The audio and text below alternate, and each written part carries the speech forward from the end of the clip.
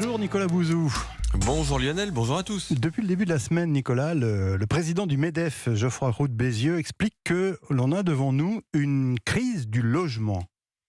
Ah, c'est possible, il n'est pas le seul à le dire d'ailleurs, ça fait des mois que nous sommes un certain nombre à en parler, y compris sur cette antenne d'ailleurs. Bon, dans une économie de marché, le juge de paix, c'est le prix. Or, aujourd'hui, le prix des logements, très élevé, montre qu'il y a bien une pénurie. Regardez, les prix des logements en France ont triplé en 25 ans. Ce n'est évidemment pas le cas du pouvoir d'achat. Alors, c'est vrai qu'aujourd'hui, ces prix sont en baisse, mais une baisse très modeste, de l'ordre de 1% sur un an. Et la situation est bien pire dans les zones tendues, là où sont les emplois. La petite couronne des métropoles ou le littoral touristique, par exemple.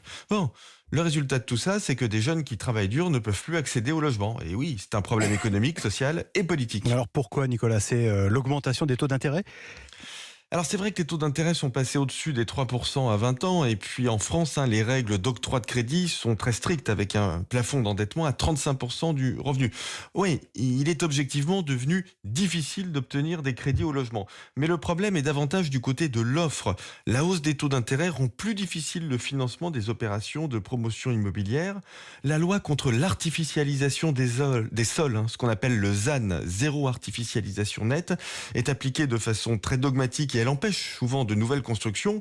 Mais le pire, Lionel, pour l'accès au logement, ça aura été la suppression de la taxe d'habitation. Mais peut-être, n'empêche que la suppression de cette taxe d'habitation, elle redonne du pouvoir d'achat aux ménages, non?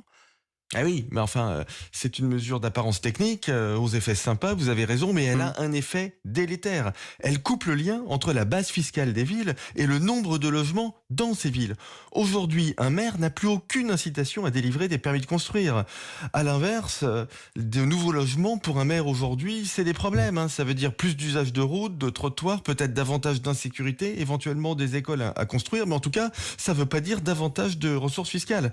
C'est la raison pour laquelle il faut mettre en place une dotation de l'État pour récompenser les maires bâtisseurs. Écoutez, on a une crise de l'hôpital, on a une crise de l'école. Est-ce que vous pensez que c'est vraiment le moment de laisser se développer une crise du logement ? Oui, poser la question, c'est y répondre, effectivement, mon cher Nicolas. Merci Nicolas Bouzou, à lundi. À lundi.